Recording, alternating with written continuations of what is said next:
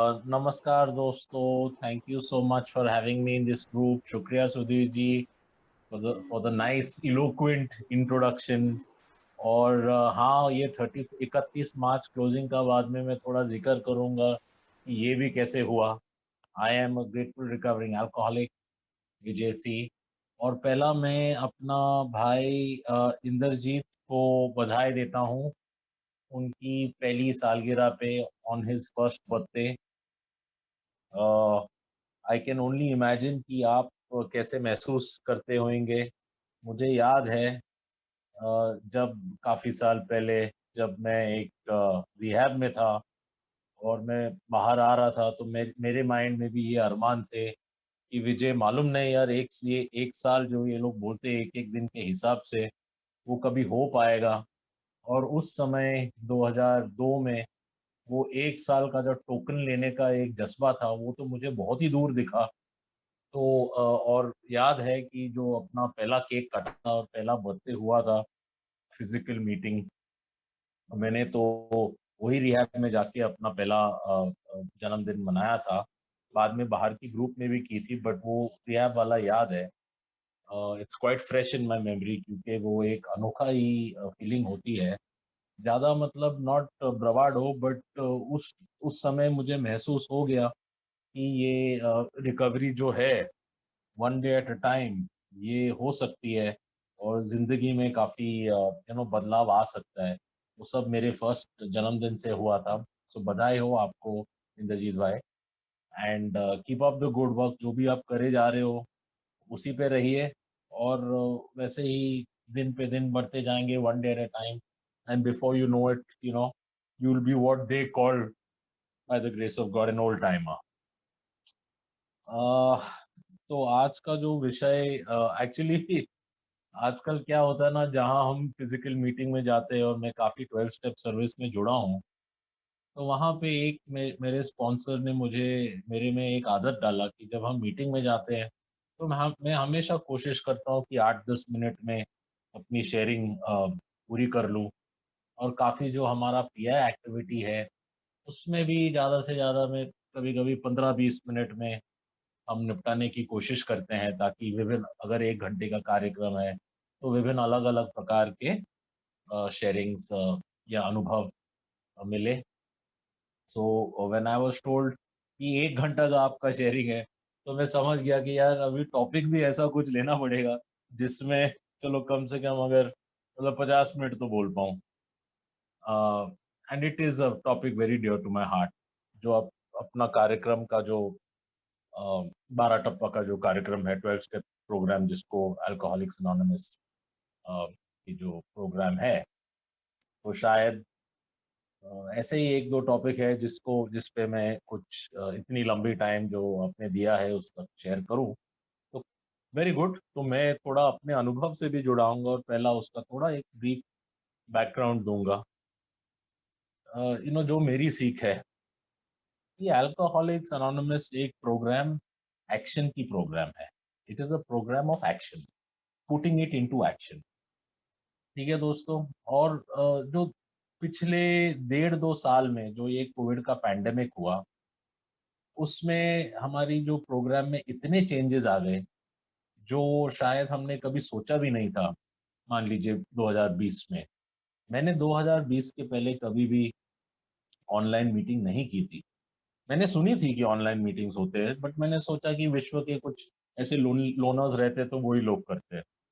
मैंने कभी online meeting में गया नहीं था।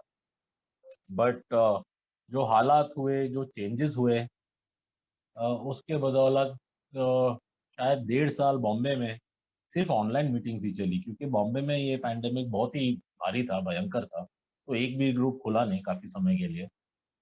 और उस दौरान हमने इतने ए मीटिंग्स किए, जैसे शेरर बोल रहे थे, कभी-कभी दिन में 2 भी करते थे, क्योंकि ज़्यादा काम होता नहीं था, घर में बैठते थे।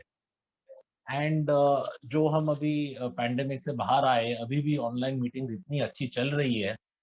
और इसमें विभिन्न प्रकार के इंटरनेशनल, इसकी जो जो जो बेनिफिट्स जो मैं समझता हूँ कि कोई भी किधर से भी जॉइन कर सकता है, बस आपको वाईफाई चाहिए और कभी-कभी हेडफ़ोन्स चाहिए। आपको अलग-अलग विभिन्न टाइप प्रकार के स्पीकर्स मिलेंगे, नेशनल, इंटरनेशनल, जो भी लैंग्वेज में आपको चाहिए, अंग्रेजी में, हिंदी में, मराठी में, लोकल लैंग्वेज में, फॉरेन लैंग्वेज में, ये सारे ऑनलाइन ग्रुप्स और ऑनलाइन मीटिंग्स उभर गए। आप जितना एनोनिमिटी रखना चाहते हो, आप रख सकते हो। अगर आपको वीडियो नहीं लगाना है, अगर आपको नाम नहीं डालना है, वो भी होती है। और काफ़ी कन्वीनिएंट हो गया। इंडिया में हमने देखा, क्योंकि मैं थोड़ा पीआई से जुड़ित हूँ, कि हमेशा हमारा ये एक इश्यू हुआ है कि हम विमेन अल्कोहलिक मेंबर्स को कैसे लेके आए। पहले तो जो स्टिग्मा है वो आने नहीं चाहती है। सेकंड, कभी-कभी अगर कोई विमेन अल्कोहलिक आती है फिजिकल क्लासरूम में, तो अक्सर ऐसा होता है कि 30-40 जेंट्स है और 1 या 2 लेडीज़ है। तो कभी-कभी वो बोल नहीं पाती है, वो लोग अनकंफर्टेबल महसूस होते हैं। बट ऑनलाइन मीटिंग में ऐसा नहीं, हमने काफ़ी देखा दैट दे टूक टू द ऑनलाइन मीटिंग। तो those were the plus points, right? But दोस्तों, स्टेप से जुड़े एक मैंने ये भी महसूस किया कि एक जो नेगेटिव हमें लगा कि हम थोड़े आलसी हो गए, हम थोड़े लेज़ी हो गए, यू नो? जो जो ये फिज़िकल मीटिंग का होता था, पहला आप नहा धो के रेडी हो जाए, तैयार हो जाए, आपको एफर्ट डालना पड़ता है, आप ट्रैवल करें, कभी-कभी आधा घंटा, बॉम्बे जैसी जगह में कभी-कभी 1-1 घंटा ट्रैवल करना पड़ता है, अपने मीटिंग में जाने के लिए। तो ये सारी जो सुविधाएँ हैं, वो ऑनलाइन मीटिंग्स में you don't need to do this. आप आराम से मतलब जॉइन कर सकते हो। और चलिए, अगर फिज़िकल मीटिंग है तो हम हमारा स्पॉन्सर ने तो हमें बताया था कि फुल पैंट पहनो, अच्छा शर्ट पहनो, जैसा अपने डेली रिफ्लेक्शंस में लिखा है कि suit up and show up. जो बॉब ने जो हमारे को-फाउंडर ने बताया था, bill W, suit up and show up, मतलब एकदम ढंग में आओ।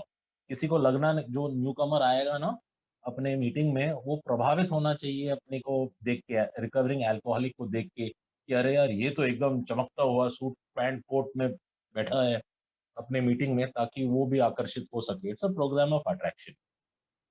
We lost some of these things in online, in the sense कि अभी फिलहाल मैंने डिनर खाया है, मुझे मालूम था कि इसमें वीडियो है नहीं, और चलिए 10 तो बज गए रात के, तो मैं तो अपने हाफ पैंट्स और टी शर्ट में हूँ, और आराम से, मतलब फैमिली बाहर टीवी देख रही है, तो यहाँ तक वाईफाई आता है, तो मैं बेडरूम में आराम से हाथ में फ़ोन लिए हुए आपसे शेयर कर रहा हूँ। But what is the relevance? देखिए, सही गलत नहीं है। फिज़िकल मीटिंग में जो डिसिप्लिन होती है वो अपनी जगह, ऑनलाइन मीटिंग में जो अपने को सुविधाएँ मिलती है, कितने ईज़ी हम लोग जॉइन कर सकते हैं। कोविड में कितने न्यूकमर्स आए, नहीं तो कहाँ जाते थे अगर ऑनलाइन मीटिंग नहीं होती।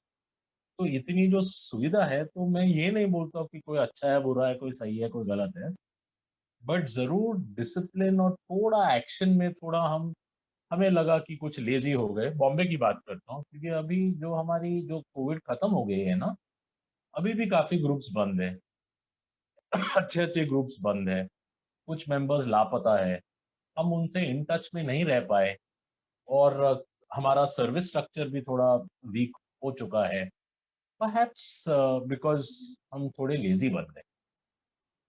तो दोस्तों, this is a alcoholics anonymous जो आज मेरी सीख है, और काफ़ी समय से, जब से मैंने अपना स्टेप्स किया, this is a programme of action. तो जब मुझे नहा धो के अच्छे कपड़े पहन के ऑटो या टैक्सी या स्कूटर या बाइक या गाड़ी में बैठ के आधा घंटा चलाना पड़ता था, मीटिंग में जाना पड़ता था, मीटिंग की ब्लैक बोर्ड में लिखना पड़ता था, रूम को साफ करना पड़ता था, लिटरेचर को टेबल पे डालना पड़ता था, तो खुद पे खुद काफ़ी एक्शन करने पड़े, right? At least in terms of discipline. और उसके बाद थोड़ी जो कमरेडरी होती है, क्योंकि ये जो मेरा खुद का जो अल्कोहलिज़्म है, मैं लोगों से ज़्यादा मिल-जुल के नहीं रह पाता था। But because of age and physical meetings, मेरे काफ़ी दोस्ती बन गए, काफ़ी रिलेशनशिप्स बन गए ए मेंबर्स के साथ। मीटिंग के पहले, मीटिंग के बाद हम लोग चाय पीते थे, कॉफ़ी शॉप जाते थे, वो सारी चीज़ें होती। तो समटाइम्स ये जो है, मेरी एक यही चिंता है कि हम टेक्नोलॉजी पे इतना निर्भर ना करें कि हम अपनी मूल्य एक्शन पॉइंट्स भूले। कहने का मतलब क्या, recovery programme is not just making meetings online offline, screen पे, लैपटॉप पे, मोबाइल पे, उसकी मैं ये नहीं बोल रहा हूँ। मैं बोल रहा हूँ कि व्हाट आई लर्न, जो और जो बिग बुक से मैंने सीखा, that this is a programme of action. Action का मतलब क्या, वर्किंग द 12 स्टेप्स। और वही मेरा मैसेज है कि आप जो भी फॉर्म में हो, 12 स्टेप्स पे जरूर ध्यान देना। एंड समटाइम्स कुछ ऐसे स्टेप्स हैं जो या तो फोन पे या ऑनलाइन नहीं हो सकते या होने भी नहीं चाहिए। और उन चीजों के लिए जरूर थोड़ा ध्यान देना चाहिए हमें कि हम एक स्पॉन्सर ले। जैसे हम, I am very surprise, 1 year sober और हमारे भाई बता रहे कि already he is working with a sponsor, his second sponsor, doing his steps. So I think we are in good hands, but that is the message. तो और मेरे से क्यों इतनी रिलेट करती है, क्योंकि दोस्तों मैं इंडिसिप्लिन था ऑनेस्टली। 16-17 की एज से मैं थोड़ा, जो जिसको बोलते हैं ना बिगड़ा हुआ, मैं तो वैसा ही थोड़ा बड़ा हुआ बिगड़ा हुआ बेटा था। राइट। और मेरी बड़ी जिद थी, बड़ी ख्वाहिशें थी, एम्बिशियस था, किसी का सुनता नहीं था। और कोई ज्यादा मुझे सुनाने की कोशिश भी नहीं करते थे, क्योंकि वो जानते थे कि विजय सुनेगा नहीं, वो अपनी मर्जी करेगा, अपनी मन की करेगा। तो मैं ज्यादा वो ड्रंकलॉग में नहीं जाऊंगा, बट 16 की एज से मेरी सोच विचार वैसी थी। और मालूम नहीं दोस्तों, जो कुछ ऐसे आज today I am a father, मैं देखता हूँ कि जब लोग बड़े होते हैं तो उनको थोड़ा डर होता है। कोई माँ बाप से डरता है, कोई टीचर से डरता है, कोई डांट से डरता है। मतलब थोड़ा, हम हमारे समाज ने भी वो टीनेज ईयर्स में, ग्रोइंग अप एज में, सब में थोड़ा बहुत डर या भय रखा है। बट मालूम नहीं, मैं कुछ एक अलग किस्म का जानवर था। मुझे डर नहीं लगता था। कोई मुझे कोसे या माँ बाप, मतलब फिजिकल तो मारते नहीं थे, बट अगर कुछ अच्छी सलाह दे या बहन दे या मेरे दोस्त या मेरे टीचर्स या मेरे गाइड्स, तो मैं उन उसको सह नहीं पाता था, मैं सुनता नहीं था, मेरा उल्टा खोपड़ी था। कोई अगर मुझे कुछ अच्छा बोले तो मैं यही सोचता था कि मैं यार, मेरी दिमाग ऐसी होती थी कि मैं डायरेक्टली उसका उल्टा करूं, डायरेक्ट उसका उल्टा करूं। और मुझे बड़ा अच्छा लगता था, मजा लगता था। मैं सोचता था कि मैं हीरो, बाकी दुनिया जीरो। और वैसे ही यंग एज से, मतलब 16 क्लास 10 के बाद मैंने अल्कोहल पीना स्टार्ट किया। और मेरा प्रोग्रेशन ज़्यादा कोई स्लो नहीं था। जैसे लोग बोलते हैं कि पहले हम सोशल ड्रिंकर थे, हम पीते थे, मतलब उसके बाद बाद बाद बाद बाद बहुत कुछ हुआ। मैं तो शायद फर्स्ट ईयर में ही मैं हार्ड ड्रिंक्स तक गया था। और अच्छी कैपेसिटी थी दोस्तों उन दिनों, याद है 16-17 की एज में मैं 6 फुट था, चौड़ा था, बड़ा था। और 4-6 पैक तो पी लेता था स्टार्टिंग से ही। और वो जो नशा को चेस करने जो बोलते हैं ना, तो वो मुझे आदत लग गई यंग एज से। और बाद में मैंने थोड़ा बहुत अ, गांजा और हशीश से भी एक्सपेरिमेंट किया, पिल पॉपिंग भी की। और मैं सोचता था कि मैं हीरो हूँ, बट मेरी ड्रग ऑफ चॉइस अल्कोहल थी, क्योंकि मुझे वही पसंद था। और उस चीज से होते होते होते, जैसे कि हम सबकी कहानी है, मैं भी एक अल्कोहलिक हो गया दोस्तों। और मेरा तो थोड़ा हार्ड केस था। अभी आज मैं ऑनलाइन मीटिंग, ये ग्रुप में काफी देर बाद आ रहा हूँ, बट पहले भी शायद मैंने शेयर किया कि 18 एज के पहले मैं 2 बार रिहैब सेंटर में डाला गया और 1 बार मेंटल इंस्टीट्यूशन में। और 2 बार मैं भाग गया। मतलब 4-5 बार उन्होंने ट्राई किया मुझे डालने के लिए, 2-3 बार मेरे पेरेंट्स सक्सेसफुल हुए। और मुझे दोस्तों समझ में नहीं आता था कि मैं मुझे अंदर क्यों डाला जा रहा है। राइट। क्योंकि मुझे नहीं लगता था कि मैं कुछ गलत काम कर रहा हूँ। मैंने, I lost a lot of education में, कॉलेज का ड्रॉप आउट हो गया उस टाइम। बाद में तो मैंने वापस आके कर लिया, but at an early age, at 18 मैंने सारी चीजें छोड़ दी। सिर्फ बुरी संगत में और अल्कोहल के पीछे पीछे भागता था। क्योंकि जैसे लोग बोलते हैं, man and women drink because they like the effect, मुझे इंजॉय करना था। और अल्कोहल, दारू पी के मैं बहुत इंजॉय करता था, शरारत करता था, लड़की को छेड़ता था। तो ये सारी, ये जिंदगी थी।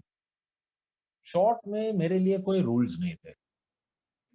अगर और मतलब मैं थोड़ा अभी याद कर रहा हूँ, अगर मतलब मुझे लाल सिग्नल तोड़ने में स्पीड, जो अगर कोई स्पीड लिमिट रहेगा तो अपनी 18 साल की एज में बाइक को एकदम जबरदस्त घुमाओ, पुलिस पकड़े तो उसको मारो, कुछ अपने को लफड़ा हो जाए तो पैसा दे, फादर के पास जाओ और बोलो डैडी डैडी ऐसा हो गया।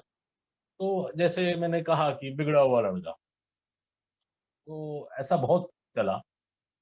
और जिसको बोलते हैं ना angry young man and rebel, that was Vijay. और दोस्तों तब 18 19 20 ये सारी हरकतें चलने लगी। मैं कमाता था, मैंने नौकरी कर ली और काफी इंटेलिजेंट था। I got back into studies, got back into college, तो ठीक ठाक कमा ही लेता था। क्योंकि ऐसा नहीं होता है कि अल्कोहलिक का दिमाग नहीं है, अल्कोहलिक का दिमाग है, बट वो दुरुपयोग करता है। और वो फाइनेंशियल फ्रीडम ने मुझे ऐसा रखा कि यार अभी विजय तो खुद कमा रहा है, अभी बाप का पैसा की जरूरत है नहीं। मैं अपने घर पे रहता था, I taken a place on rent, तो अभी क्यों किसी का सुनने का। तो वैसा ही अपना जिंदगी था और मुझे लगा कि यही जिंदगी है, चलती का नाम गाड़ी, कमाओ पियो ऐश करो। और वही है, राइट। देखते देखते दोस्तों 8 10 साल बीत गए। 30 की एज में अ, मेरी अल्कोहलिज्म इतनी लेवल तक गई थी, इतनी लेवल तक कि जो विजय 18 साल में 8 पैक पी ले और उसके बाद गाड़ी चलाए एकदम बरोबर, वही विजय 31 की एज में 2 पैक पिए तो उल्टी मारे, 2 पैक पिए तो उल्टी मारे, और उसके बाद ठीक रहने के लिए और 2 पैक पीनी पड़ती थी, और खाना तो अंदर जाता ही नहीं था। उस लेवल तक अल्कोहल ने मुझे खींचा था। हेलुसिनेशंस, डीटीज, और मेरे केस में सबसे ज्यादा ब्लैकआउट्स। क्योंकि जब शराब खत्म होती थी तो ब्लैकआउट की स्थिति में मैं गाड़ी निकालता था, शटर खोलता था बाहर का, कभी कभी सवेरे 6 बजे, कभी रात को 12 बजे, और शराब लेके वापस आता था। और अगले दिन वॉचमैन बोलता था, साहब आपका गाड़ी खुला है, आप कैसे आए, आपको गाली दिए, आपका बटुआ नीचे है। और मैं अक्सर नीचे जाके देखता था और हकीकत में वही स्थिति थी और मुझे कोई याद नहीं रहता था। तो we are also very lucky that many things could have happened in blackout. तो भगवान की ग्रेस है, दया है, कृपा है कि हम है। तो ऐसा हुआ। और फाइनली एक, हालांकि मैं खुद के घर में था और खुद कमाता था, फाइनली एक ऐसी स्थिति आई कि बीवी और माँ बाप ने मुझे पुलिस के दौरे पकड़वाया, क्योंकि मैं और किसी की तो सुनता नहीं था। उन्होंने वैन में मुझे डाल के एक रिहैब सेंटर में 4 महीने डाले। और दोस्तों पहली बार जिंदगी में 2002, क्योंकि वो जो पहले रिहैब थे कलकत्ता में, उस टाइम कलकत्ता में ये ए का प्रोग्राम था नहीं। और 1988 की बात कर रहा हूँ। और मेरा मनोवैज्ञानिक, my mental situation also was such कि अगर उस एज में कोई मुझे ए या प्रोग्राम या गॉड के बारे में बोले तो शायद मैं सुनता भी नहीं था। बट 2002 में पहली बार जब इस रिहैब में मैं डाला गया बैंगलोर के आउटस्कर्ट्स में, 3 4 दिन जब नशा उतरा, तो एक काउंसलर बड़े अच्छे थे, उन्होंने मुझे बोला, Vijay do you believe in God. मैंने बोला हाँ, थोड़ा बहुत भगवान में हम विश्वास करते हैं, बट ज्यादा नहीं, क्योंकि हम देखे नहीं हैं उनको। और उन्होंने बस मेरे हाथ में एक बिग बुक फेंका। मैं बेड पे था, उन्होंने एक्चुअली लिटरली ऐसा मेरे हाथ में फेंका और बोला, चल तू इस बुक को पढ़, शायद तेरी जिंदगी बदल जाएगी। तो दोस्तों 4 महीने थे वहां पे, ज्यादा मतलब ठीक ठाक जगह था। We too have lot of extra curricular activities, but शाम को ज्यादा कुछ होता नहीं था। तो मैं वो बुक के पन्ने खोल के मैं पढ़ना चालू किया। मुझे याद है कि पेज 83 और 84 से मैं बहुत प्रभावित था। जो बिग बुक के जो प्रोमिसेस है, जो 12 step recovery programme Alcoholics Anonymous के जो प्रोमिसेस है, मुझे अभी भी याद है कि पूरी बिग बुक में मुझे वो 2 पन्ने जो मैंने पढ़े उस टाइम, और मुझे थोड़ा कुछ इमोशन फील हुआ, आज भी मुझे याद है कि मुझे लगा कि हाँ यार विजय, अगर तेरे लाइफ में ऐसी चीजें हो सकती है तो बहुत बढ़िया होगा। और इसका भी रेलेवेंस मैं थोड़ा बाद में शेयर करता हूँ। तो ऐसा हुआ कि नवंबर में हम निकले उस रिहैब सेंटर से, और इतना हुआ था, मैं कन्विंस नहीं था कि अल्कोहलिक्स एनोनिमस की प्रोग्राम मुझे ज़रूरत है, या ये स्टेप्स वेप्स कुछ करना चाहिए या स्पॉन्सर लेना चाहिए। बट मैं इतना कन्विंस्ड उस टाइम तक था कि विजय, तेरे लाइफ में अल्कोहल ने प्रॉब्लम किया है, और अगर तुम वापस पियोगे तो यही तुम्हारा नतीजा होगा, कि ऐसे बस जो दुर्व्यवस्था में मैं था वैसे ही आगे मुझे सहना पड़ेगा। और उस चीज से मुझे थोड़ा डर लग रहा कि where is my life going, मैं सेन हूँ कि मैं इनसेन हूँ, मैं ऐसी हरकतें क्यों करता हूँ, मैं अपनी पीने को कंट्रोल क्यों नहीं कर पाता हूँ। तो मैंने तय किया कि चलो अभी हम शराब से दूर रहेंगे, बट ए के बिना। वो ऑन माई ओन दोस्तों, ऑन माई विल पावर, वो नवंबर से मई 2002 से 2003, 4-6 महीने मैं शराब से दूर था। Those were the worst days of my life. और अगर कोई नया भाई है, अगर कोई थोड़े नए हैं और मेरी जैसी आपकी अगर जर्नी रही हो, तो अगर मेरी शेयरिंग से कुछ आपको अ, सीख तो नहीं कहूँगा, बट अगर कुछ आइडेंटिफिकेशन है तो जरूर पकड़ लेना कि वो जो सवेरे उठ के अपने आप को बोलना ना कि आज मैं दारू नहीं पीऊंगा, आज मैं दारू नहीं पीऊंगा, और पूरा दिन वो स्थिति में रहने का। क्योंकि उस टाइम मेरी नौकरी भी गई थी, मेरे पास पैसे नहीं थे, रियाब से बस बाहर निकला था, मेरे माँ बाप ने भी घर से बाहर फेंक दिया था। बस एक बीवी थी जो थोड़ा कमाती थी, और उस पे हमारा हमारा छोटा सा एक रेंटेड अपार्टमेंट चलता था। बट वो काम को जाती थी, मैं अकेला घर पे क्या करूं, दारू तो पीनी नहीं थी। किधर, मतलब कोई फ्रेंड्स तो थे नहीं, सारे निकल गए थे मेरी अल्कोहलिज्म से। और पूरा दिन वही एक थॉट लेके बैठो कि यार अभी दारू नहीं पीना, दारू नहीं पीना, दारू नहीं पीना है। वो काफी मिजरेबल एग्जिस्टेंस है। It is very hard way. और वही हुआ कि 4-6 महीने बाद, मई 29, 2003, मेरी स्लिप हो गई। नौकरी नहीं था, काफी उधारी हो चुकी थी क्रेडिट कार्ड्स पे, वो लोग ढूंढ रहे थे। मैं दारू से लंबा रहना चाहता था, बट फिर भी मतलब हैप्पी नहीं था। और ये परिस्थिति में मेरी स्लिप हो गई दोस्तों। उसके बाद ना, तो वो मेरा टर्निंग पॉइंट था। क्योंकि अगले दिन स्लिप के रात स्लिप रात को हुई थी, अगला दिन मैं उठा, वापस शराब पिया, मेरी वाइफ काम को गई, और जब वो शाम को आए घर तो मैं वापस बेड से उठा, और मैंने पहला उसको बोला, baby give me some money, मुझे दारू खरीदना है।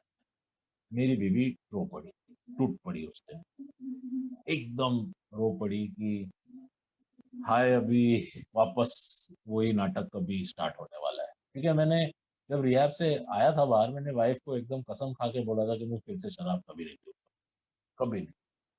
और एक्चुअली हकीकत में मैं पीना नहीं चाहता था, पर जैसे बोलते हैं ना, वो glass cunning powerful baffling disease है। अगर आपके पास ए का स्ट्रेंथ नहीं है और इतना मतलब स्टेप्स का ये नहीं है, तो वो ग्लास आ ही जाता है।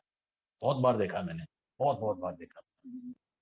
और तब मैं समझ गया कि भाई ये वाला बीमारी ना, विल पावर पे, मैं बहुत विल पावर ट्राई किया मैंने 6 महीना। बट जब वो विल पावर टूट गई, मैं समझ गया कि यार अभी ये विल पावर पे नहीं होने वाला है दोस्तों। तब then through a series of miracles, road पे यूं ही चल रहा था 2-3 दिन बाद, तो उस रात मैंने पी नहीं। और 2-3 दिन बाद, 2-3 दिन भी मैंने पिया नहीं। और जब मतलब उसके बाद कभी आज तक by the grace of God मुझे शराब नहीं लगी।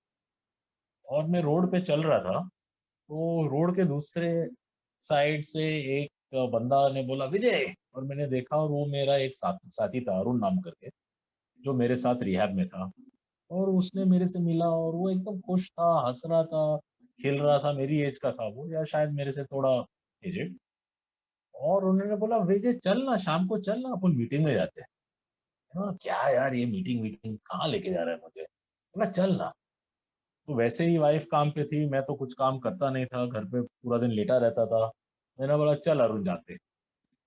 और वहां से मेरी स्टोरी शुरू हुई दोस्तों। 2003 में मैंने पहला मीटिंग किया। वो रिहैब सेंटर में मीटिंग होते थे, बट वो कैदियों के होते थे। ये पहला मैंने अपना दिमाग लगा के, अपना एक्चुअली विल पावर का अच्छा यूज करके, मेरे मेरे will power and God's grace and miracle में बोला, चल अभी विजय इसके साथ जा, मीटिंग में जा। And I sat in the meetings. दोस्तों, to cut a long story short, 2003, 2004 पहला साल गिरा, 2005, 2006 तीसरा साल गिरा। मैं 3 साल शराब से लंबा था। थोड़ी मेरी मतलब थोड़ा मेरा डिनायल तभी भी था। मैं पसंद नहीं करता था कि मैं बोलूँ I am Vijay, I am an alcoholic. But it was a very good meeting, Saint Patrick's church, जहाँ मैंने पहला किया था बेसमेंट में बैंगलोर में। और उनके मेंबर्स और ओल्ड टाइमर्स बड़े अंडरस्टैंडिंग थे। उन्होंने बोला ठीक है विजय, अगर तू अपने आप को अल्कोहलिक नहीं मानता है तो क्या तू ये बोल सकता है कि my name is Vijay and I have a problem with alcohol. मैंने बोला हाँ यार, वो मैं बोल सकता हूँ, क्योंकि हकीकत यार मुझे, मैं तो अल्कोहलिक हूँ नहीं, बट मुझे अल्कोहल से प्रॉब्लम हुआ है। तो मैं बोलता था वैसा, और वो स्वीकारते थे। और थोड़ा तब मैंने सोचा, तब मैंने अपना प्रोग्राम किया। मैंने बोला चलो ठीक है, I M now saying I am an alcoholic. अभी ये लोग बोलते सर्विस करना है, तो मैं सर्विस में लग गया। मतलब वहाँ का सर उन टाइम पे, क्योंकि वो बेसमेंट का एक रूम था, तो हम लोग आधा घंटा पहले आते थे, झाड़ू मारते थे, जगह को साफ रखते थे, कुर्सियाँ को प्लेस करते थे, बोर्ड पे लिखते थे, वो लिटरेचर लगाते थे। उस टाइम स्मोकिंग मीटिंग थी, एशट्रेस को क्लियर करते थे। और चाय वाला एक आता था, चाय कप में डाल के हम लोग देते थे।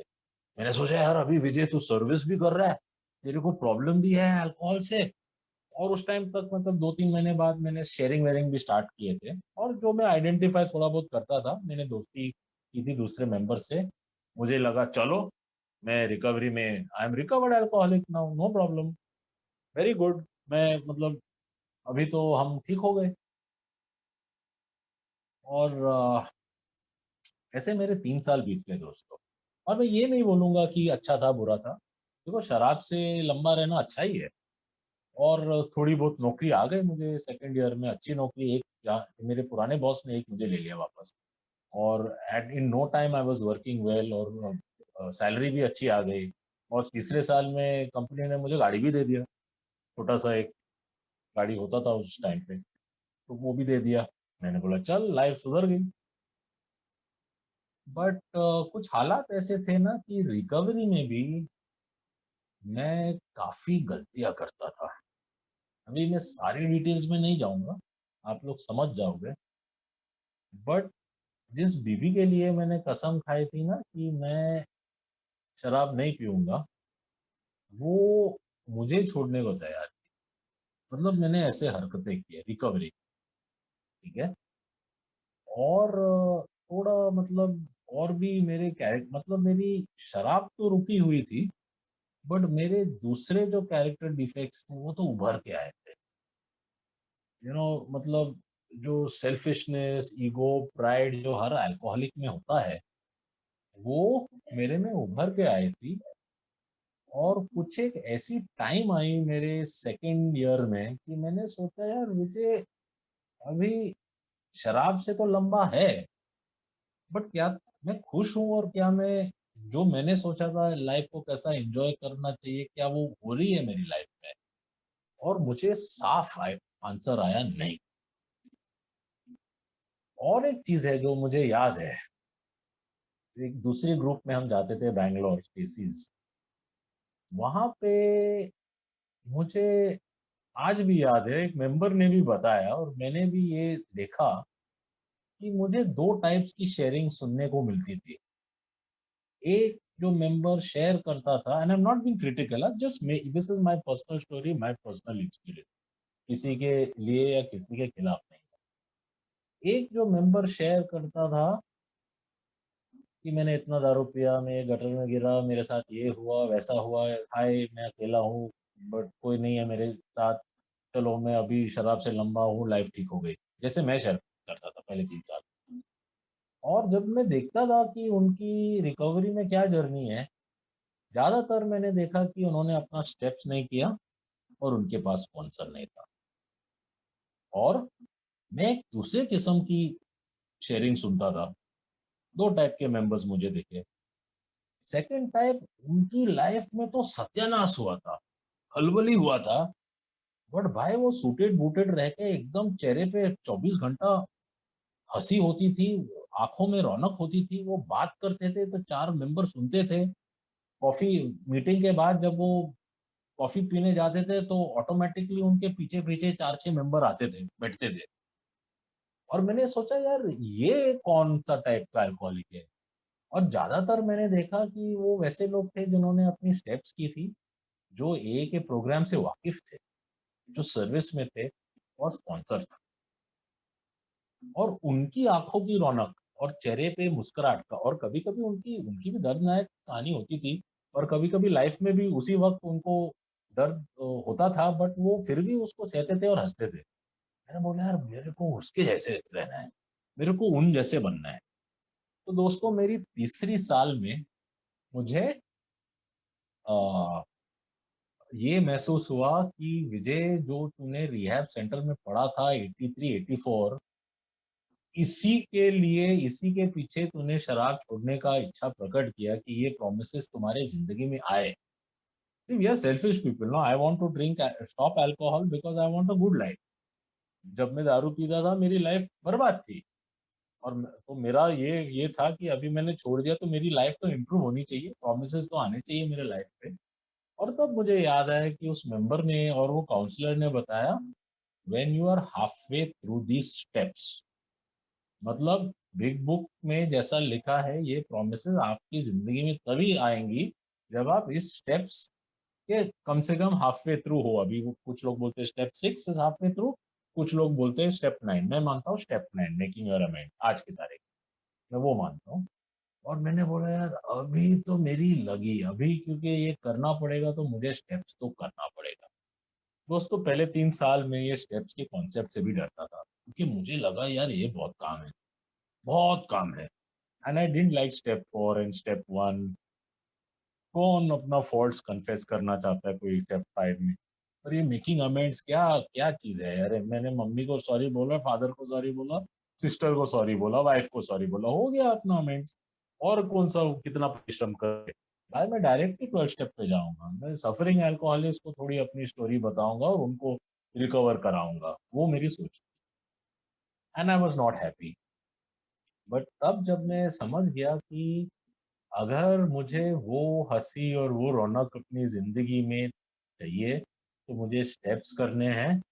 और तभी मेरे ज़िंदगी में जो freedom from alcohol, recovery from the mental obsession and physical allergy, you know, तभी वो मेरे ज़िंदगी में होना है। और मैंने तय किया कि अभी एनफ इज़ एनफ, 3 साल सोबर, मुझे स्टेप्स करना है। और उस टाइम मैंने डिसाइड किया कि यार विजय अभी जो तूने डिसाइड किया, स्टेप्स किया ना, तो एकदम बरोबर करना है, एकदम थॉरली करना है। एकदम मतलब हाफ मेजर्स नहीं करना है स्टेप, जो 100% ऑनेस्टी, जितने भी मेरे लाइफ के कांड है सबको मेरे को लिख के करना है और खत्म करना है एक लेवल से, या अमेंड्स बनाना है उसका। तो I chose a tough sponsor. मैंने देखा कि बैंगलोर में उस time there was somebody who was a very hard sponsor. जितने भी उसके स्पॉन्सीज थे बोलते थे यार Vijay, he is no more, I take his name, Krishna यार, कर्नल थे वो, कि विजय कृष्णा के साथ अपना स्टेप्स कर, तेरी लाइफ चेंज हो जाएगी। और he is very strict, he is very stern, but वो सीधा करेगा तेरे को, राइट। और उसके सारे स्पॉन्सीज ना हंसते थे, खिलते थे, और मुझे वो चीज चाहिए थी जो उनके पास थी। तो मैंने कृष्णा के साथ अपना स्टेप्स किया। तो दोस्तों ऐसा हुआ कि मार्च 2006, जब मैं 2.5 ईयर सोबर था, क्योंकि मई 2003 में मेरी स्टेप हुई थी, पहली और आखिरी। तब मैंने कृष्णा को जाके बताया कि मुझे स्टेप्स करना अपने साथ। उसने मुझे लिया। और and this steps, don't worry, कुछ लोग सोचते हैं कि 4 महीने लगेंगे, 1 साल लगेंगे, 2 साल लगेंगे। अगर आप लगना चाहते हो और आपके स्पॉन्सर के पास टाइम है, तो मैंने तो भैया 16 या 17 दिन में खत्म किया। और जो आप बिग बुक पढ़ोगे, जो डॉक्टर बिल और बॉब की स्टोरीज पढ़ेंगे, स्पेशली बॉब, बिल इतना स्टेप वर्क नहीं करते थे, बट बॉब, मतलब वो तो बोलते थे 1 महीना में आपका स्टेप्स हो जाएगा, राइट। तो मैंने 17 दिन में खत्म किए।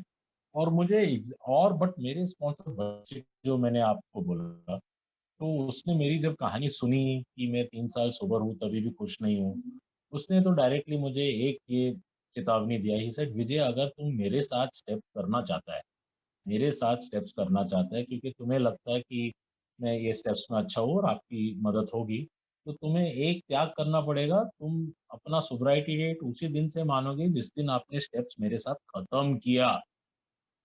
और उसने ये कैveat भी डाला कि अगर तू हाफ वे स्टेप्स करके भाग जाता है तो तुमको अपना सोब्राइटी डेट मैं मानने नहीं दूंगा। तो मालूम नहीं क्यों, एक्चुअली मैं भी सोचा यार अभी मैं ऑलमोस्ट 3 इयर्स का टोकन लेने को जा रहा हूँ और ये बुढ़ा मुझे बोल रहा है कि अभी तेरे को ये सब त्याग के तुम डे जीरो मेरे साथ स्टार्ट करोगे जिस दिन तुमने अपना स्टेप्स खत्म किया। पर दोस्तों मैं अपना स्टेप्स करना चाहता था। उस टाइम तक वो एक एकदम आग आई थी अंदर। तो मैंने ऐसा ही मुंह खोल के बोल दिया, यस कृष्णा आई अग्री, चलो देखा जाएगा आगे। और उसने मुझे स्वीकार किया एज अ स्पॉन्सी। उसके साथ बड़े अच्छे स्टेप्स किए 17 दिन में, जो मैं 10 मिनट थोड़ा शेयर करूंगा, अभी थोड़ा टाइम है अपने पास।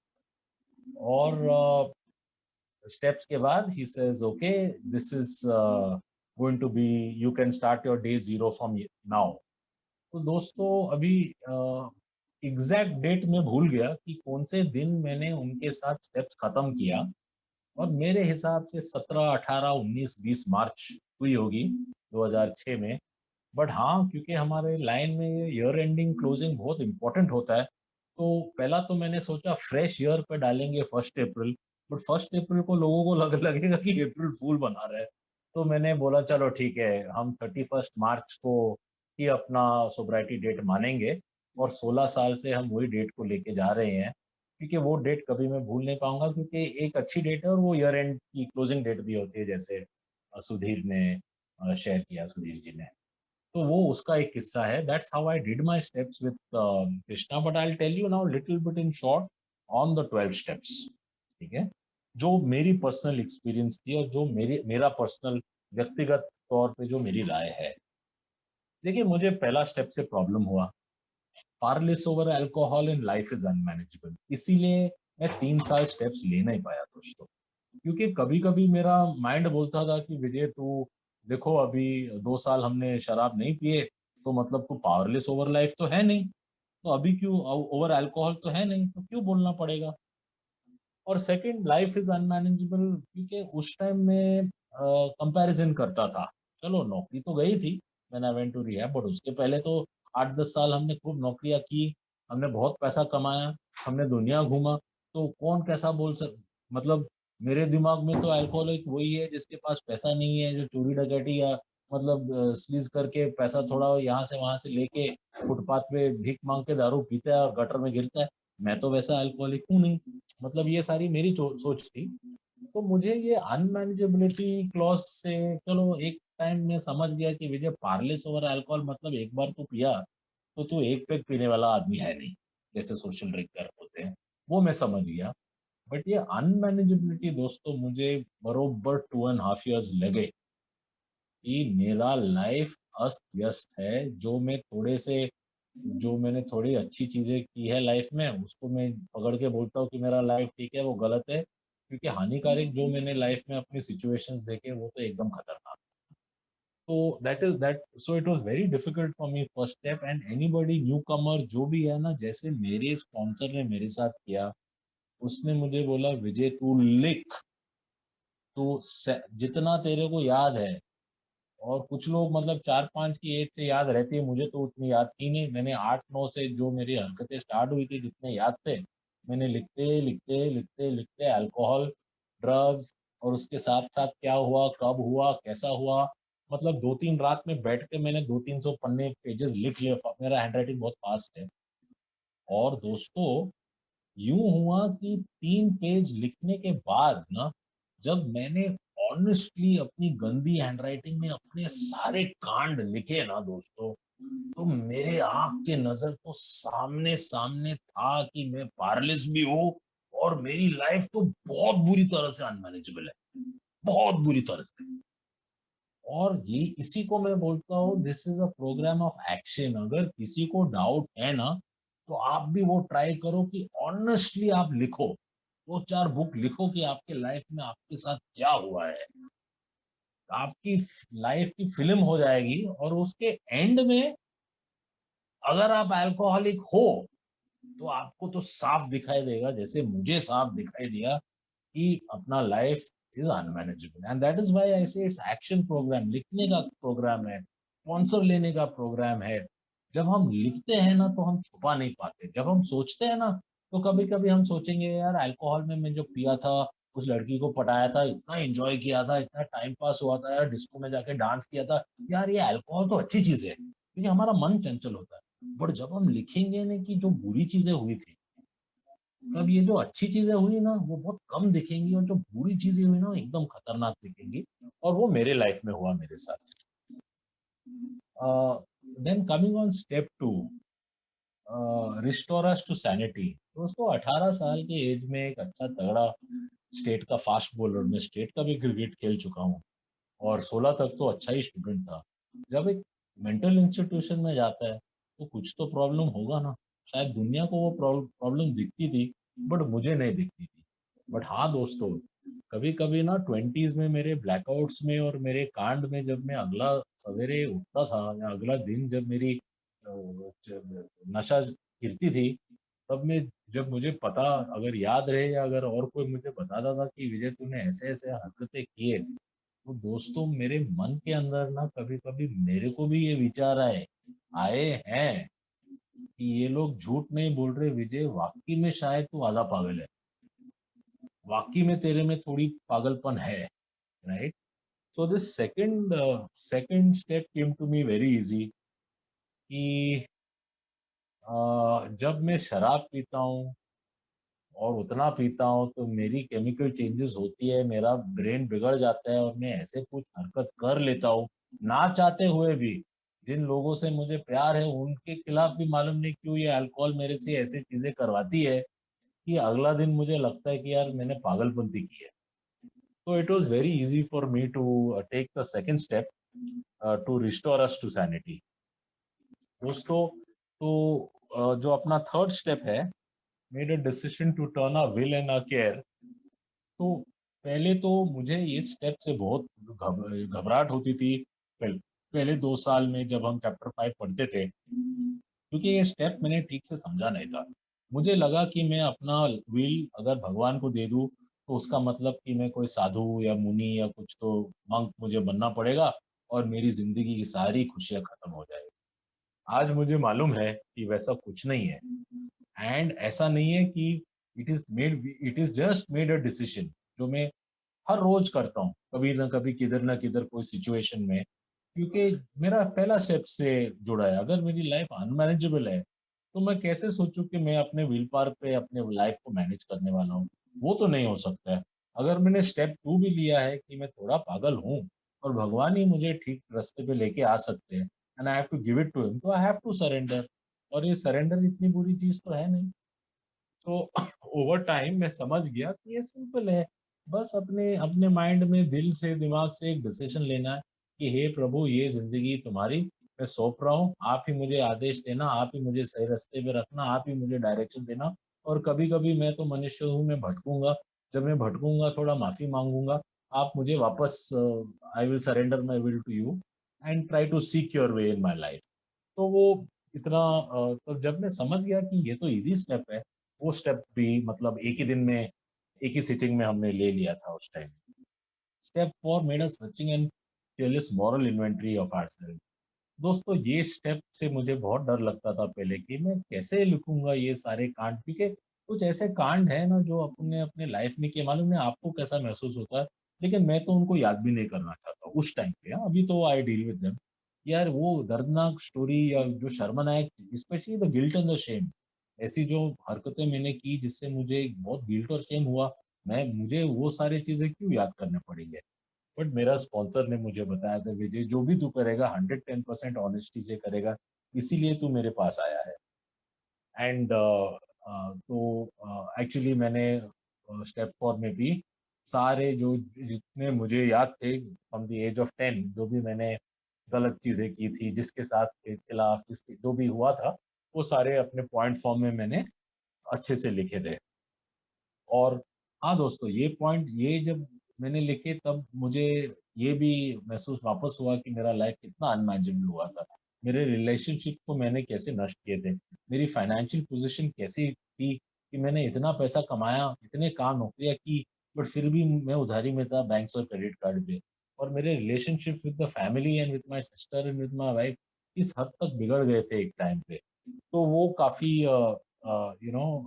एक बार अपने को करना पड़ता है, बट उसके बाद अपने को राहत मिलती है in step 9 and I tell you how. Step 5, admitted to God, to ourselves and another human being. ये मेरे लिए सबसे मुश्किल वाला काम, क्योंकि ठीक है मैं अपने आप को एडमिट कर लूँ, ठीक है मैं भगवान को मतलब एक कोना में जाके भगवान को एडमिट कर लूँ कि मैंने सारे सारे कांड किए हैं।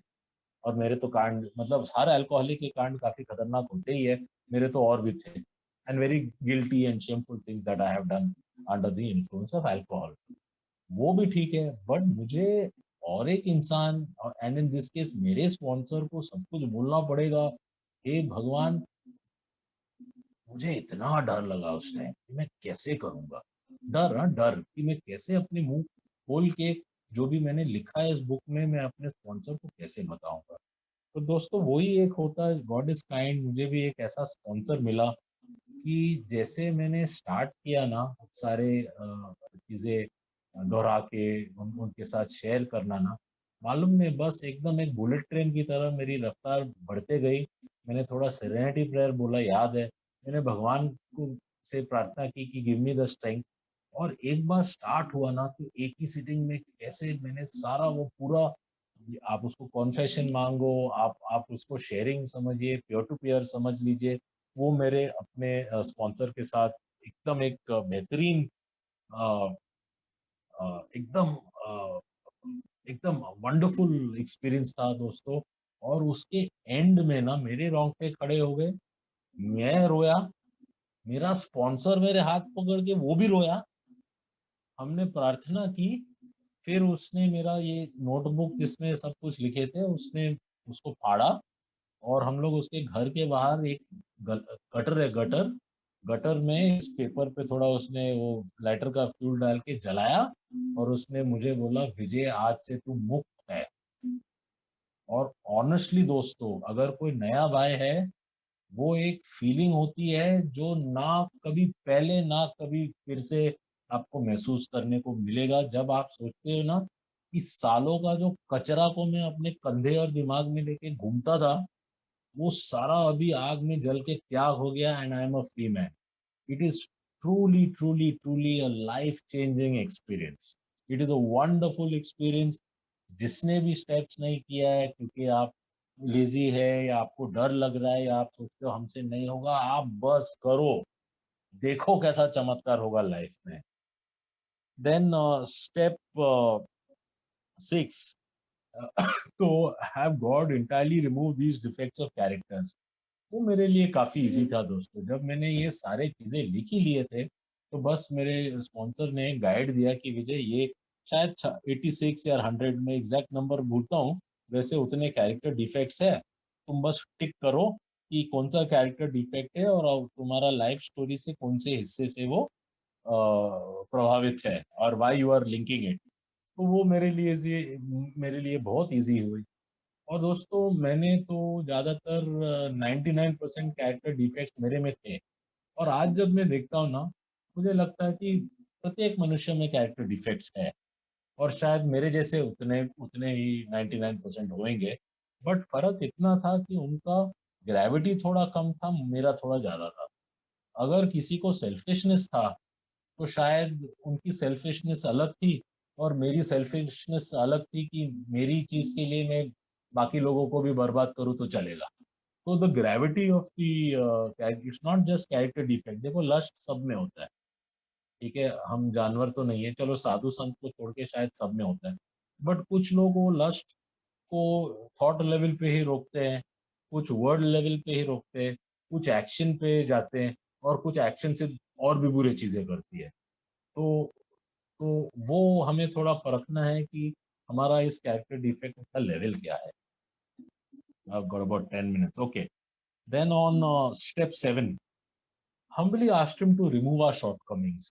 दोस्तों जब मैं पहले 2 साल में ये स्टेप्स पढ़ता था ना, मैं सोचता था अरे ये सारे कैरेक्टर डिफेक्ट्स निकलेंगे तो मैं तो साधु बन जाऊंगा।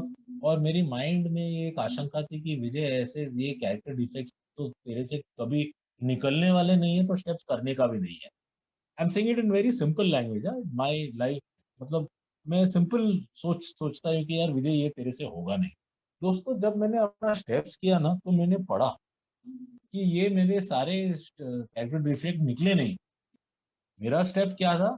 सिर्फ humbly, under the grace of God, अपने भगवान को दिलो दिमाग से पूछना कि हे प्रभु ये सारे मेरे कैरेक्टर डिफेक्ट्स हैं, गुड एंड बैड, मैं आपको सौंपता हूँ, please help me to read.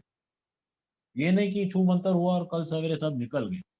सिर्फ मैंने भगवान को पूछा कि हे प्रभु, हे ईश्वर, ये कैरेक्टर डिफेक्ट्स मेरे से निकाल। और जो आप 12 और 12 पढ़ोगे, ऐसे भी एक दो कैरेक्टर डिफेक्ट थे जो मैं त्याग करने को रेडी नहीं था, मेनली बीइंग लास्ट, क्योंकि मैंने सोचा कि वो चीज़ मेरे से कभी जाएगी नहीं।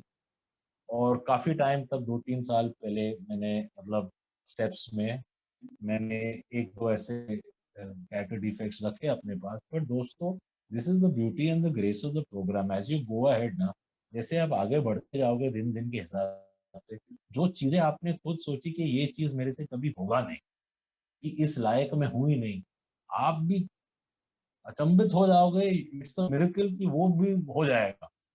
और उस उसी तरह से काफ़ी जो मैंने सोचा कि ये सब कैरेक्टर डिफेक्ट्स नहीं निकलेंगे, काफ़ी हद तक निकल गए। See we are not saints, we are human beings, गलतियाँ सभी करते हैं, मैं भी करता हूँ। बट हाँ, आज गलती का महसूस हो जाता है, थोड़ा मैच्योरिटी हो गया हूँ, 50 साल की एज है आज, काफ़ी कुछ सीखने को मिला है इस एआई के प्रोग्राम से और हम प्रभावित हैं उससे। देन ऑन स्टेप 8, स्टेप 4 में सारी हरकतें लिखी थी, स्टेप 6 में कैरेक्टर डिफेक्ट्स लिखी थी, तो स्टेप 8 काफ़ी सिंपल था, 2-3 पेजेस थे उसमें, जिस लोगों जिनको मैंने हार्म किया था। But what stands out to me today is that सबसे ज़्यादा मेरी फैमिली, मेरी माँ, मेरे फादर, मेरी बहन और मेरी वाइफ, ये सबसे 4, इनको मैंने सबसे ज़्यादा तकलीफ पहुँचाया था। Step 9, make direct amends to such people wherever possible. तो अभी कुछ साल बाद मेरी ये सीख है, कुछ लोग ऐसे थे जिनके पास जाके आधा घंटा बात किए, हम सॉरी मांगे, निकल गए। कुछ लोग ऐसे थे जिन जो 2-3 सवाल उन्होंने हमें पूछा, मैंने उनको सही बताया कि मैं अल्कोहलिक हूँ, अल्कोहल की नशा में या तो मैंने कुछ गलत किया, गलत बोला, या शायद उस टाइम अल्कोहलिक की नशा थी नहीं, बट ब्रेन थिंकिंग ऐसा था, मैंने गलत किया, प्लीज प्लीज फॉरगिव मी। और दोस्तों मेरी पर्सनल स्टोरी है, सबने माना, जिसको हमने सॉरी बोला, जिसको हमने फॉरगिवनेस मांगा, सबने दिया। एक दो लोगों शायद हो नहीं पाया अमेंड्स, एक दो मर भी गए थे, एक दो आज तक हम मिले नहीं, बट उसके लिए मैंने बिग बुक में देखा कि दूसरी की सेवा करो या उनके लिए प्रे करो and count it as your amends. हाँ, as far as the family and the parents, मेरी माँ 3 साल पहले गुजर गई, बट मेरे father, when my mother was alive, my sister and my wife, मैंने तो यही सोचा कि सॉरी बोलने से बेटर होगा कि live your amends, living your amends, जैसे मेरे स्पॉन्सर ने मुझे बताया। और जो हमने गलतियाँ की है तो वो गलतियाँ कभी नहीं दोहराना। और एंड में मुझे इतना अच्छा लगता बोलते हुए कि मेरी माँ, she saw 13 years of my recovery. और वो एकदम, मतलब मैं भी खुश था, वो भी बड़ी खुश थी कि उनका इकलौता एक लड़का बेटा जो मैं था, वो उनकी लाइफ सुधर गई थी। और जो मतलब जैसे कांड में करता था, सब लोग भयभीत थे मेरे लिए, बट एंड में तो एकदम it was a very good family reunion that we continuously did. Step 10, continue to take personal inventory. दोस्तों वो मैं आज भी करता हूँ। मेरा सिंपल एक लाइन है इस पे जो मैं करता हूँ, मैं रात को सोने के लिए नहीं जाऊंगा अगर दिन में मेरी कोई भी भूल या गलती हुई है और उसके लिए मैंने सामने वाले से माफ़ी या सॉरी नहीं माँगा है।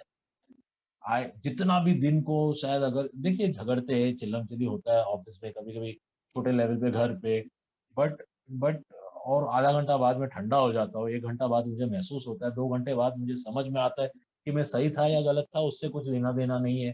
अगर मैंने चिल्लाया, अगर मैंने अनाप-शनाप बोला, तो कमी मेरे में है और उसके लिए मुझे अपोलोजाइज़ करना है। एंड इफ अगर घर की बात है तो रात में सोने के पहले कर लेता हूँ, अगर बाहर की बात है तो अगला दिन करूँगा। तीसरा दिन होगा नहीं उसपे। वो मेरी एक रूल है, वो 16 साल से मैं फॉलो करता हूँ। I will give you an example. हाल ही में हमारा एक बहुत बड़ा कभी कभी मैं भी मूर्ख बन जाता हूँ, मिस्टेक करता हूँ। हाल ही में हमारा आज भी एक चल रहा है, पीआई एक्टिविटी चल रहा है, लोअर परेल एक एरिया है बॉम्बे में। और मेरा actually home group west Mumbai group है, तो हम रोटरी के साथ काम करते हैं बहुत। तो 4 दिन का एक कैंप था और मुझे 2 वॉलंटियर चाहिए थे 4 दिन के लिए। एंड इट्स वर्किंग डेज ना, ट्यूसडे टू फ्राइडे, 10 बजे से 2 बजे सबकी काम है, सब जॉब पे जाते हैं। I am a businessman so I am slightly different, but most of us are in 9 to 5 jobs. और मैंने अपने जिस एरिया में होती है ये काम, उस इंटर ग्रुप को मैंने बोला आप इतने लोगों को भेजो, ये भेजो वो भेजो, ऐसा है वैसा है ये है वो है। सबने प्रॉमिस किया, कोई आया नहीं, कोई भी आया नहीं। ठीक है, मैं अकेला था। तो मैं गुस्सा हो गया। मैंने उस मेंबर को बोला, यार तेरे को अपना इंटर ग्रुप चलाने मालूम नहीं है, हमको वॉलंटियर चाहिए, तू भेज नहीं पाता, हूँ हाँ हूँ हाँ हूँ हाँ। ठीक है। और थोड़ा सुनाया मैंने उसको, बेचारा वो थोड़ा न्यू कमर है, वो भी सुन गया। और दोस्तों आज मुझे पता चला कि lower Parel south Bombay inter group का है नहीं, सेंट्रल मुंबई इंटर ग्रुप का है। गधा कौन मैं, 16 साल सोबर होके पीआई चेयर रोटेटेड होने के बाद मिस्टेक होती है। मैंने इमीडिएटली उस मेंबर को कॉल करके बोला, sorry I made a bloody mistake, I didn't know, please forgive me, I didn't mean it. और मैंने तुरंत सेंट्रल मुंबई इंटर ग्रुप का मेंबर को कॉल किया और कल वो 2 वॉलंटियर भेज रहा है। So the point is, we make mistakes. That is fine. We are not gods, but please don't let it pile up. कि वो गलती को वापस अपने सिर पे 10-100 किलो का वजन लेके मत घूमो। उसी टाइम हल्का हो जाए निकाल दो। Step 11 and 12 I do fast. I am not very good with meditation दोस्तों, मेरे से होता नहीं है। मैंने ट्राई किया है, बट वो सवेरे 7 बजे उठ के आधा घंटा बैठो, मेरे से नहीं होता है। 1-2 साल मैंने ट्राई किए थे। But I am very very very strong on prayer and quiet time. मैं मतलब दिन में किधर ना किधर 5-10 मिनट अपने ख्याल में अकेला बैठूंगा, एक कॉफी पीऊंगा सोच विचार में। और पूरा दिन का या पूरा होने वाला जो है दिन, वो सारा रील मेरा दिमाग में आ जाता है। I have train my self that way. And I am God fearing, God loving. तो कोई भी काम करने से, ये एक मेरी व्यक्तिगत कहानी है, कोई भी काम करने से पहले मैं एक प्रेयर करता हूँ। घर निकलने के पहले मैं एक प्रेयर करता हूँ, कुछ मेरी रिचुअल्स है। I am not in a particular God, I believe in higher power God, but I believe in prayer.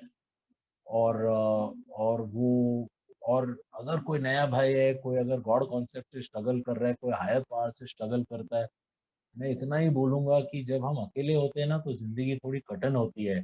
But अगर आपने अपने हायर पावर के साथ दोस्ती की ना, हाथ में हाथ मिलाया, और हम्बली अगर आपने उनकी कुछ सहायता मांगी ना, तो आप जब लेफ्ट राइट देखोगे तो आपको महसूस होगा कि आपके साथ कोई है।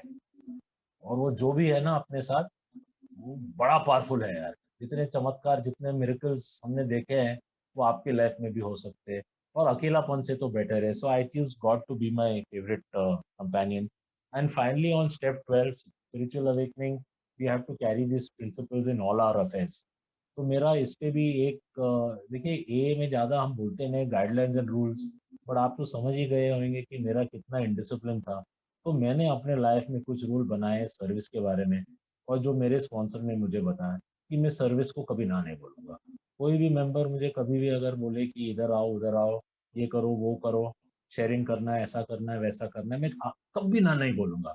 हाँ, मतलब 10 में से शायद एक ऐसा हो सकता है कि मैंने और कोई पहला कमिटमेंट किया है कि कोई ऐसी वजह है, तो इसलिए मैं अवेलेबल नहीं हूँ। बट अगर मैं अवेलेबल हूँ तो मैं सोचता भी नहीं हूँ। Because see God has given this honestly recovery. और ये स्टेप्स, सॉरी मैं भूल भी गया ऑलमोस्ट लास्ट थिंग। ये स्टेप्स करते करते ना दोस्तों, मालूम नहीं कैसे, क्योंकि कभी कभी झटके में नहीं होता, बट सालों साल लगते हैं, महसूस हो जाता है कि सारे जितने भी मेरी प्रोमिस थी ना, 83-84, जो बुक मेरे हाथ में फेंका गया एक रिहैब सेंटर के बेड पे, वो मेरी लाइफ में दोस्तों by the grace of God it has come true. I am reasonably well of today. किसी को कोई भी चीज़, मतलब भीख मांगने की या चोरी करने की या जो सेल्फिशनेस रहने की, कभी कभी भी मुझे मतलब रिक्वायरमेंट नहीं है। God has provided for me, looked after me, looked after my family. I have one son. It's a beautiful existence. हम दुनिया घूम चुके हैं, हम काम करते हैं, तो थोड़ी इज्जत है सोसाइटी में। अगर जितने मेरे नए दोस्त हो, अगर आप जाके बोलो ना उनको कि विजय शराबी है, वो हंसेंगे, बोला अरे विजय तो बाबा एकदम वो तो इतना शरीफ आदमी है, ये आई एम एक्चुअली, मैं तो हूँ नहीं वैसा, बट लोगों को लगता है, right? So this is all happened by the grace of God through the strength of the fellowship and the strength that I get from the 12 steps. और आखिरी में ये लाइन कह के मैं यहाँ पे स्टॉप कर लूंगा। देखिए 1 घंटा भी निकल गया, see it's the grace of God. जो बंदा 15-20 मिनट से ज्यादा नहीं बोल सकता, 1 घंटा आज हम बोल दे। This is all the strength of the 12-step program of AA. And I urge all my friends, all members, anybody in AA, please do it. आप ये मत सोचो कि मुझे भी 3 साल सोबर रहना है करने का। अरे भाई, आप 1 महीना सोबर भी हो, जो 1935 में होता था ना, एक एक महीने सोबर अल्कोहलिक स्पॉन्सर लेके अपना स्टेप्स करते थे कुछ 2-3 हफ्ते में। It's a great journey. Thank you so much for listening to me, thank you so much for having me in your group today. शुक्रिया दोस्तों।